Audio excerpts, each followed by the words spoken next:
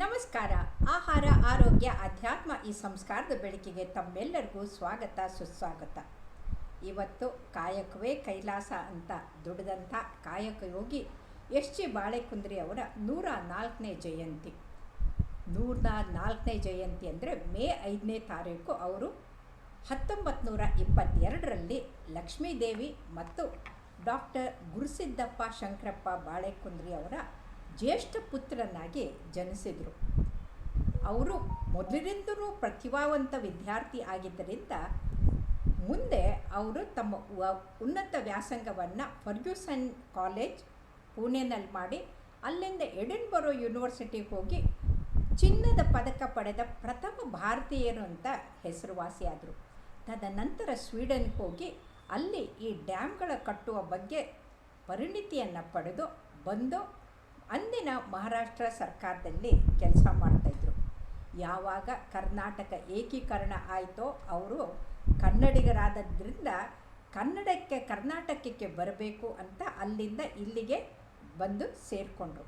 ಇಲ್ಲಿ ಮುಖ್ಯ chief engineer ಆಗಿ, ಆಮೇಲೆ ಅಡ್ಮಿನಿಸ್ಟ್ರೇಟರ್ ಆಗಿ, ಅದಲ್ಲದೆ ಈಗ ಇಲೆಕ್ಟ್ರಿಸಿಟಿ ಬೋರ್ಡು ಅಥವಾ ಎಲ್ಲದಕ್ಕೂ ಕೂಡ ಚೇರ್ಮನ್ ಆಗಿ ಅವರು ಕೆಲಸ ಮಾಡಿದರು.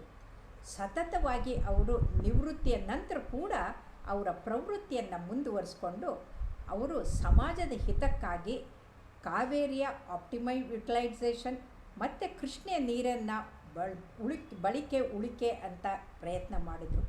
ಇವತ್ತಿನ ಆಲ್ಮಟ್ಟಿ ಡ್ಯಾಮ್, ಹಿಡಕಲ್ಲು, ಘಟಪ್ರಭಾ, ಮಲಪ್ರಭಾ, ನಾರಾಯಣಪುರ, ಹಿಡಕಲ್ ಎಲ್ಲ ಡ್ಯಾಮ್ಗಳನ್ನು ಉತ್ತರ ಕರ್ನಾಟಕಕ್ಕೆ ಕಟ್ಟಿಸಿದಂಥವ್ರು ಯಾರು ಅಂತಂದರೆ ಭಗೀರಥ ಪ್ರಯತ್ನ ಮಾಡಿದಂಥ ಬಾಳೆಕುಂದ್ರಿಯವರು. ಅಷ್ಟೇ ಅಲ್ಲ, ಅವರು ಸ್ವತಃ ತಮ್ಮ ಒನ್ ಮ್ಯಾನ್ ಕಮಿಷನ್ನಲ್ಲಿ ಇವತ್ತೇನು ವಿಶ್ವೇಶ್ವರಯ್ಯ VTU ಅಂತ ಯೂನಿವರ್ಸಿಟಿ ಆಗಿದೆಯಲ್ಲ ಅದರ ಶಿಲ್ಪಿ ಕೂಡ ಅವರು. ಹಾಗಾಗಿ ಆ ಶಿಲ್ಪಿ ಆಗಿದ್ದರಿಂದ ಅವ್ರಿಗೆ ನಾವು ಅವರ ಹೆಸರು ಇಡದೇ ಇದ್ದರೂ ಕೂಡ ಅವರು ಮಾಡಿರೋ ಪ್ರಯತ್ನಕ್ಕಾಗಿ ಅಲ್ಲಿ ನಮ್ಮ ಸ್ವಾಮಿಗಳು ಬಾಳೆಕುಂದ್ರಿ ಇಂಜಿನಿಯರಿಂಗ್ ಕಾಲೇಜನ್ನು ಪ್ರಾರಂಭ ಮಾಡಿದ್ದಾರೆ. ಈ ಒನ್ ಮ್ಯಾನ್ ಕಮಿಷನ್ನು ರಿಪೋರ್ಟ್ ಬರೆದು ಅವರು ಇನ್ನೇನು ಸರ್ಕಾರಕ್ಕೆ ಕೊಟ್ಟು ವಾಕಿಂಗ್ ಅಂತ ಹೋದಾಗ ಒಂದು ಆಟೋ ಬಂದು ಹೊಡೆದು ಜಾನ್ವರಿ 8ನೇ ತಾರೀಕು 1993ರಲ್ಲಿ ಅವರು ಆಕ್ಸಿಡೆಂಟಿಂದ ತೀರ್ಕೊಂಡ್ರು. ಆದರೆ ಅವರ ಬದುಕು ಹೇಗಿತ್ತು ಅಂದರೆ ಗಂಧ ತೇದಾಗಿತ್ತು. ಸರ್ವೇ ಸಾಮಾನ್ಯರು ಕೂಡ ಅವರನ್ನು ನೆನೆಸುವಂಥ ಬದುಕಾಗಿತ್ತು. ಉದಾಹರಣೆಗೆ ಹೇಳ್ತೀನಿ, ಆಲ್ಮಟ್ಟಿ ಡ್ಯಾಮ್ಗೆ ಹೋಗಿ ಅಲ್ಲಿ ಸರ್ಕಿಟ್ ಹೌಸ್ನಲ್ಲಿದ್ದಾಗ ಒಬ್ಬ ಹಣ್ಣ ಅಂದರೆ ವಯಸ್ಸಾದಂಥ ಅವ್ರ ಕಾಲದಲ್ಲಿ ಕೆಲಸ ಮಾಡಿದಂಥವರು ನನಗೆ ಬಿಸಿನೀರು ಸ್ನಾನಕ್ಕೆ ಕೊಡಬೇಕಾದ್ರೆ ನೆನಪು ಮಾಡಿ ಹೇಳಿದರು, ಅಮ್ಮ ಅವರು ಬಿಸಿಲಲ್ಲೆಲ್ಲ ಹೋಗಿ ಇನ್ಸ್ಪೆಕ್ಷನ್ ಮಾಡಿಕೊಂಡು ಬಂದು ದಣದಿರ್ತಾರೆ ಅಂತ 2 ಬಕೆಟ್ ಬಿಸಿನೀರು ತಂದು ಕೊಟ್ಟರೆ ಅವರು 3/4 ಬಕೆಟ್ ಮಾಡಿ ಇನ್ನು 1/4 ಭಾಗ ಅದನ್ನ ಹಾಗೆ ಕೊಡ್ತಾಯಿದ್ರು. ಇದು ನೀರಿರೋದು ಮೈ ಮೇಲೆ ಸುರ್ಕೊಂಡು ವ್ಯರ್ಥ ಮಾಡೋಕ್ಕೆ ಅಲ್ಲ, ಅದು ರೈತರ ಹೊಲಕ್ಕೆ ಹೋಗಿ ಬೆಳೆ ಬೆಳೆಸೋಕ್ಕೆ ಅಂತ ಹೇಳಿದರು ಅಂತ. ಇತ್ತೀಚೆಗೆ ತಾನೇ ನಾನು ಧಾರವಾಡ ಸರ್ಕ್ಯೂಟ್ ಹೌಸ್ಗೆ ಹೋದಾಗ ಅಲ್ಲೇ ಒಬ್ಬ ಎಡ್ವರ್ಡ್ ಅನ್ನೋರು ಅವರು ಕೂಡ ನೆನೆಸ್ಕೊಂಡು ಹೇಳಿದರು, ಅಮ್ಮ ಸಾಹೇಬರು ಇಲ್ಲೇ ಇರ್ತಾಯಿದ್ರು ಅಡ್ಮಿನಿಸ್ಟ್ರೇಟರ್ ಆದಾಗ, ಆ ಬಂಗ್ಲೆ ಈಗಲೂ ಇದೆ, ಇಲ್ಲೇ ಹತ್ತಿರ ಇದೆ, ನಾನು ನಿಮ್ಮನ್ನು ಕರ್ಕೊಂಡು ಹೋಗ್ತೀನಿ ಅಂತ ಹೇಳಿದರು. ಅಷ್ಟೇ ಅಲ್ಲ, ಅವರು ಎಷ್ಟು ಜನಸಾಮಾನ್ಯ ಮನಸ್ಸಿನಲ್ಲಿ ಇದ್ದರು ಅನ್ನೋದಕ್ಕೆ ಉದಾಹರಣೆ ಹೇಳ್ತೀನಿ.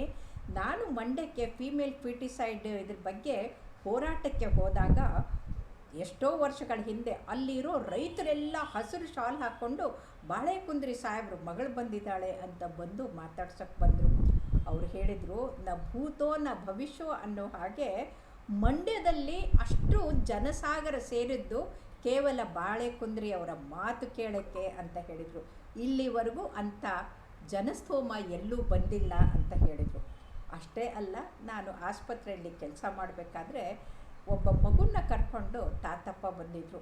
ಅವರು ನನ್ನ ನೇಮ್ ಪ್ಲೇಟ್ ನೋಡಿಬಿಟ್ಟು, ಅಮ್ಮ ತಾವು ಬಾಳೆಕುಂದ್ರಿ ಸಾಹೇಬ್ರಿಗೆ ಏನಾಗಬೇಕು ಅಂತ ಕೇಳಿದರು. ನಾನು ಅವ್ರ ತಮ್ಮನ ಮಗಳು ಸ್ವಾಮಿ ಅಂತಂದೆ.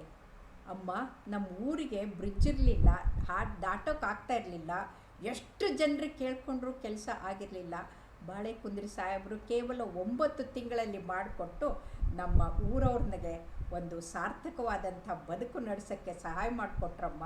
ಹಾಗಾಗಿ ನಾವು 3 ಕಿಲೋಮೀಟ್ರು ಬಾಳೆ ಕಂಬಗಳನ್ನು ಕಟ್ಟಿ ಅವ್ರನ್ನ ಚಕ್ಕಡಿ ಗಾಡಿಯಲ್ಲಿ ಮೆರವಣಿಗೆ ಮಾಡ್ಕೊಂಡು ಹೋಗಿದ್ವಿ ಅಂತಂದರು. ಅಂದರೆ ಅವರು ಕಟ್ಟಿರೋದು ಎಲ್ಲ ಡ್ಯಾಮ್ಗಳು ಉತ್ತರ ಕರ್ನಾಟಕಕ್ಕೆ, ಆದರೆ ನೆನೆಸುವವರು ದಕ್ಷಿಣ ಅಂದರೆ ಮೈಸೂರು ಕರ್ನಾಟಕದವರು ಅಂತ ನನಗೆ ಆಶ್ಚರ್ಯ ಆಯಿತು. ಅಷ್ಟೇ ಅಲ್ಲ, ಇನ್ನೊಬ್ಬರು ನಾನು ಅಮೇರಿಕಕ್ಕೆ ಕಲಿಯೋಕ್ಕೆ ಹೋಗಬೇಕಾಗಿತ್ತು ಪೀಡಿಯಾಟ್ರಿಕ್ ಕಾರ್ಡಿಯಾಲಜಿ. ಎಲ್ಲ ಕಡೆಗೂ ವ್ಯವಸ್ಥೆ ಮಾಡಿದರು ಚಿಲ್ಡ್ರನ್ಸ್ ಹಾರ್ಟ್ ಲಿಂಕ್ನವರು.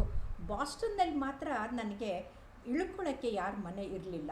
ಒಂದು ನಯಾ ಪೈಸಾ ಖರ್ಚು ಮಾಡದೆ ವಾರಾನ್ನದ ಥರ ಇದ್ದಂಥ ಓದಿದಂಥವಳು ನನಗೆ ಅಯ್ಯೋ ಇನ್ನೇನು ಮಾಡೋದು, ಬಾಸ್ಟನ್ನಲ್ಲಿ ಹೇಗೆ ಹೋಗೋದು, ಬಾಸ್ಟನ್ ಚಿಲ್ಡ್ರನ್ನಲ್ಲಿ ಹೇಗೆ ಕೆಲಸ ಮಾಡೋದು ಅಂದಾಗ ಒಬ್ಬ ರಿಟೈರ್ಡ್ ಚೀಫ್ ಇಂಜಿನಿಯರ್ ಬಂದರು ತೋರಿಸ್ಕೊಳ್ಳೋಕ್ಕೆ. ಅವರು ಅಮ್ಮ ಬಾಳೆಕುಂದ್ರಿ ಸಾಹೇಬ್ರ ಬಗ್ಗೆ ಮಾತಾಡಬೇಕು ಅಂದರೆ ಕೂತ್ಕೊಂಡು ಮಾತಾಡಬಾರ್ದು, ನಿಂತು ಮಾತಾಡಬೇಕು ಅಂತ ನಿಂತ್ಕೊಂಡು ಕೈ ಮುಗಿದು ನಿಂತ್ಕೊಂಡು ನನ್ನ ಮಗಳು ಬಾಸ್ಟನ್ನಲ್ಲಿದ್ದಾಳೆ, ದಯವಿಟ್ಟು ನೀವು ಅವಳ ಮನೆಯಲ್ಲೇ ಇರಬೇಕು, ನೀವು ಆ ಮನೆಯಲ್ಲಿ ಕಾಲಿಟ್ಟು ಅವಳಿಗೆ ಆಶೀರ್ವಾದ ಮಾಡಬೇಕು ಅಂತ ಕೇಳಿಕೊಂಡ್ರು. ಅಂದರೆ ಎಂಥದ್ದು ನೋಡಿ. ಆಮೇಲೆ ಅವ್ರಿಗೆ ಹೆಡ್ ಇಂಜುರಿ ಆಗಿ ಆಸ್ಪತ್ರೆಯಲ್ಲಿ ಅಡ್ಮಿಟ್ ಆದಾಗ ಒಬ್ಬ ಹಣ್ಣು ಮುದುಕಿ ಮೂಲೆಯಲ್ಲಿ ನಿಂತ್ಕೊಂಡು ಬಿಕ್ಕಿ ಬಿಕ್ಕಿ ಬಿಕ್ಕಿ ಬಿಕ್ಕಿ ಅಳ್ತಾ ಇದ್ದಾಳೆ. ಎಷ್ಟೋ ಕಡೆಗೆ ಸತ್ತವ್ರಿಗೆ ಅಳೋಕ್ಕೆ ದುಡ್ಡು ಕೊಟ್ಟು ಕಟ್ಕೊಂಡು ಬರ್ತಾರೆ, ಆದರೆ ಇಲ್ಲಿ ಅವಳು ಇನ್ನೂ ಸಾಯೋ ಮೊದಲೇ ಕೋಮಾನಲ್ಲಿದ್ದಾಗ ಅಳ್ತಾ ಇದ್ಲು. ಯಾರು ಮನೆಯವ್ರಿಗಿಂತೂ ಹೆಚ್ಚು ಅಳ್ತಾ ಇದ್ಲು. ಹೋಗಿ ಯಾರು ಅಂತ ಕೇಳಿದ್ರೆ ನಮ್ಮ ಊರಿಗೆ ನೀರು ಹರಿಸಿದಂಥ ಮಹಾನುಭಾವ, ಅವರಿಂದ 2 ಹೊತ್ತು ರೊಟ್ಟಿ ತಿನ್ನೋಕ್ಕಾಗಿದೆ ಅಮ್ಮ ಅಂತ ಹೇಳಿದರು. ಅಂದರೆ ಒಬ್ಬ ಜನಸಾಮಾನ್ಯ ಮಹಿಳೆ ಕೂಡ ಅಷ್ಟು ಅವರನ್ನು ನೆನೆಸ್ಕೊಳ್ತಾ ಇದ್ರು ಅಂತ ನಾವು ನೆನ್ಸ್ಕೊಳ್ಬೇಕು. ಆದರೆ ಇವತ್ತಿನ ಜನರಿಗೆ ಅಂದರೆ ಯುವ ಪೀಳಿಗೆಗೆ ಅವರು ಮಾಡಿರೋ ಮಹತ್ ಕಾರ್ಯ ಗೊತ್ತಾಗಿಲ್ಲ. ಯಾಕೆ ಅಂತಂದರೆ ಯಾರೂ ಕೂಡ ಅದ್ರ ಬಗ್ಗೆ ಪ್ರಚಾರ ಮಾಡೋದಿಲ್ಲ, ಹೇಳೋದಿಲ್ಲ. ಉತ್ತರ ಕರ್ನಾಟಕದವ್ರಿಗೆ ಅಭಿಮಾನದ ಕೊರತೆ ಇದೇನೋ ಅಂತ ಅರ್ಥ ಆಗೋದಿಲ್ಲ.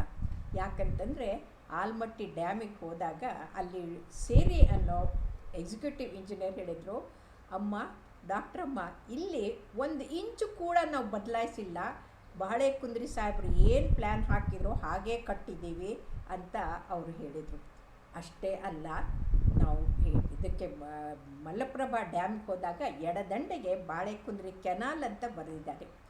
ಯಾಕೆ ಅಂತಂದರೆ 2 ಬೆಟ್ಟದ ಮಧ್ಯಕ್ಕೆ ಪುಟ್ಟದಾಗಿ ಕಟ್ಟಿದಂಥ ಬ್ರಿಡ್ಜನ್ನು, ಅದು ಡ್ಯಾಮನ್ನು ನೋಡಿ ವರ್ಲ್ಡ್ ಬ್ಯಾಂಕ್ನವರು ಕೂಡ ಅಪ್ರಿಷಿಯೇಟ್ ಮಾಡಿದರು. ಇಷ್ಟು ಚಿಕ್ಕದಾಗಿರೋ ಡ್ಯಾಮಲ್ಲಿ ಇಷ್ಟೊಂದು ನೀರನ್ನು ಸೇರಿಸುವಂಥ ಕೆಲಸ ಮಾಡಿದ್ದಾರೆ, ಎಂಥ ಅದ್ಭುತವಾದಂಥ ವಿನ್ಯಾಸ ಅಂತಂದಿದ್ರು. ಆದರೆ ಬೆಟ್ಟದಿಂದ ಆಚೆಗಿದ್ದವ್ರಿಗೆ ನೀರು ಹರಿತಾ ಇರಲಿಲ್ಲ. ಆವಾಗ ಇವರು ಬೆಟ್ಟದಲ್ಲಿ ಸುರಂಗ ಕೊಯ್ದು, ಈಗೇನೋ ಸುರಂಗ ಕೊಯ್ಯೋದು ಭಾಳ ಮೆಷಿನ್ಗಳು ಬಂದಿದೆ, ಆಗಿನ ಕಾಲದಲ್ಲಿ ಆ ಸುರಂಗ ಕೊಯ್ದು ನೀರನ್ನು ಆ ಕಡೆಗೆ ತೊಗೊಂಡು ಹೋದರು. ನಾನು ಚಿಕ್ಕ ಹುಡುಗಿಯಾಗಿದ್ದಾಗ ಆ ಟ್ರಾಲಿಯಲ್ಲಿ ಕೂತ್ಕೊಂಡು ಆ ಸುರಂಗದಲ್ಲಿ ಕೂಡ ಹೋಗಿದ್ದೀನಿ. ನಿಜವಾಗ್ಲೂ ಇಂಥ ತಲೆ ಇರುವಂಥ ಅವ್ರಿಗೆ 2ನೇ ವಿಶ್ವೇಶ್ವರಯ್ಯ ಅಂತ ಜನ ಕರೆದಿದ್ದು ವಿಶೇಷ ಅಲ್ಲ. ಆದರೆ ನಮ್ಮ ಲಿಂಗಾಲೇಶ್ವರ ಗದಗಿನ ಸ್ವಾಮಿಗಳು ಅವರು ಹೇಳ್ತಾಯಿದ್ರು, ವಿಶ್ವೇಶ್ವರಯ್ಯನವರು 19ನೇ ಶತಮಾನದಲ್ಲಿ ಹುಟ್ಟಿ ಬಾಳೆಕುಂದ್ರವರು 20ನೇ ಶತಮಾನದಲ್ಲಿ ಹುಟ್ಟಿದ್ರು. ಅವರೇನಾದರೂ ಬಾಳೆಕುಂದ್ರಿ ಅವರು ಮೊದಲು ಹುಟ್ಟಿದರೆ ವಿಶ್ವೇಶ್ವರಯ್ಯನವ್ರಿಗೆ 2ನೇ ಬಾಳೆಕುಂದ್ರಿ ಅಂತ ಹೇಳ್ತಾ ಇದ್ರು ಅಂತ. ಅಷ್ಟೇ ಅಲ್ಲ, ಹುಬ್ಬಳ್ಳಿಯ 3000 ಮಠದ ಸ್ವಾಮಿಗಳು ಆವಾಗ ಯಾವಾಗಲೂ ಸ್ವಾಮಿಗಳ ಮೇಲಿರ್ತಾರೆ, ಉಳಿದವರು ಕೆಳಗಡೆ ಕೂತಿರ್ತಾರೆ, ಅವ್ರ ಚೇರ್ ಮೇಲಿರುತ್ತೆ. ಇವರು 2 ಕುರ್ಚಿ ಹಾಕಿ ತಮಗೆ ಸಮನಾಗಿ ಬಾಳೆಕುಂದ್ರಿ ಅವ್ರನ್ನ ಕೂಡಿಸ್ಕೊಂಡು ಅವರು ಕಾರ್ಯಕ್ರಮ ಮಾಡಿದರು. ಯಾಕೆ ಅಂತ ಭಕ್ತರು ಕೇಳಿದಾಗ ಹೇಳಿದರು, ನಾವು ಭಕ್ತರಿಗೆ ಕೇವಲ ಮಾತೃ ಹೃದಯದಿಂದ ಅವ್ರಿಗೆ ಆಶೀರ್ವಾದ ಮಾಡ್ತೀವಿ, ಆದರೆ ಬಾಳೆಕುಂದ್ರಿ ಅವರು ನಮ್ಮ ಭಕ್ತರ ನೀರಿನ ದಾಹವನ್ನು ತಣಿಸಿ ಅವರ ಹೊಲಕ್ಕೆ ನೀರು ಬರೋ ಹಾಗೆ ಮಾಡಿದ್ದಾರೆ. ಅಂದರೆ ನಮ್ಮ ಭಕ್ತರನ್ನು ನೋಡ್ಕೊಳ್ಳುವಂಥ ಭಗೀರಥಗೆ ನಮಗೆ ಸಮಾನವಾಗಿ ಕೂಡಿಸ್ಕೊಳ್ಬೇಕಲ್ವೇ ಅಂತ ಅಂದಿನ ಸ್ವಾಮಿಗಳು ಹಿರಿಯರು ಕೇಳಿದರು ಅಂತ. ಹಾಗಾಗಿ ಹಿರಿಯರು ಕಿರಿಯರು ಅಂತ ಎಲ್ಲರೂ ನೆನೆಸ್ಕೊಳ್ತಾರೆ, ಆದರೆ ಎಲ್ಲರೂ ಮರ್ತಿರೋದು ಒಂದು ಅಂತಂದರೆ ಕೂಡಲ ಸಂಗಮ. ಕೂಡಲ ಸಂಗಮ ಐಕ್ಯವಾದಂಥ ಸ್ಥಳ, ಅದು ನೀರಿನಲ್ಲಿ ಹಿನ್ನೀರಿನಲ್ಲಿ ಮುಳುಗೋಗುವಂಥದ್ದಿತ್ತು. ಹಾಗಾಗಿ ಅದಕ್ಕೆ ಬಾವಿ ಕಟ್ಟಿ ಮೆಟ್ಲು ಮಾಡಿ ಬ್ರಿಡ್ಜ್ ಮಾಡಿ ಆ ಇಡೀ ಕೂಡಲ ಸಂಗಮ ಕಾಂಪ್ಲೆಕ್ಸನ್ನು ಕಟ್ಟೋದಕ್ಕೆ ಪ್ಲ್ಯಾನ್ ಹಾಕಿ ಕೊಟ್ಟವರೇ ಬಾಳೆಕುಂದ್ರಿ ಅವರು. ದುಡ್ಡು ಕೊಟ್ಟವರು JH ಪಟೇಲ್ರು, ಅದಕ್ಕೆ ಪ್ಲ್ಯಾನ್ ಹಾಕಿದವರು ಇವರು. ಆದರೆ ಇವತ್ತಿನ ಜನಾಂಗ ಎರಡು ಕಣ್ಣುಗಳ ಹಾಗೆ ಕರ್ನಾಟಕಕ್ಕೆ, ಕಲ್ಯಾಣ ಕರ್ನಾಟಕಕ್ಕೆ ದುಡಿದವ್ರನ್ನ ನೆನೆಸ್ಕೊಳ್ಬೇಕಲ್ಲ, ಅದು ನೆನೆಸ್ಕೊಳ್ತಾ ಇದ್ದಾರಾ ಯುವಕರು ಅಂತ ನಾವು ಯೋಚಿಸಲೇಬೇಕು. ಹಾಗಾಗಿ ಇವತ್ತು ಕಾಯಕವೇ ಕೈಲಾಸ ಅಂತ ದುಡಿದಂಥ ಆ ಅತ್ಯಂತ ಅದ್ಭುತವಾದಂಥ ಇಂಜಿನಿಯರು ತಮ್ಮ ಜೀವನವನ್ನು ಜನರಿಗಾಗಿ, ಜನರ ಹಿತಕ್ಕಾಗಿ ದುಡಿದಂಥವರು. ಮೈ ಪ್ಯಾಡಿ ಈಸ್ ಡಿಯರರ್ ಮೈ ಡ್ಯಾಡಿ ಅಂತ ಹೇಳಿದವರು. ಅಂದರೆ ನಮ್ಮ ಅಪ್ಪನಿಗಿಂತಲೂ ಜನಸಾಮಾನ್ಯರು ಬೆಳೆಯುವಂಥ ಭತ್ತ ಅದು ಬಹಳ ಮುಖ್ಯ ಅಂತ ಹೇಳಿದವರು.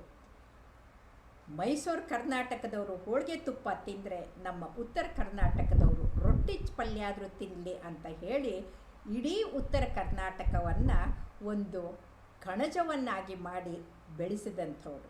ಆದ್ದರಿಂದ ಇವತ್ತು ಉತ್ತರ ಕರ್ನಾಟಕ, ದಕ್ಷಿಣ ಕರ್ನಾಟಕ ಅಂದೇ ಇಡೀ ಕರ್ನಾಟಕದ ಸಮಸ್ತ ಜನರು ಕೂಡ, ಎಲ್ಲ ಕನ್ನಡಿಗರು ಅವರು ತಮ್ಮ ಕಣ್ಮಣಿಯಾದಂಥ ಅತ್ಯಂತ ಉತ್ಕೃಷ್ಟ ಇಂಜಿನಿಯರ್ ಆದಂಥ ಬಾಳೆಕುಂದ್ರಿಯವರನ್ನು, ಅವರ 104ನೇ ಜಯಂತಿಯನ್ನು ನಾವು ಅವರನ್ನು ಸ್ಮರಿಸೋಣ, ನಮಿಸೋಣ, ವಂದಿಸೋಣ. ನಮಸ್ಕಾರ.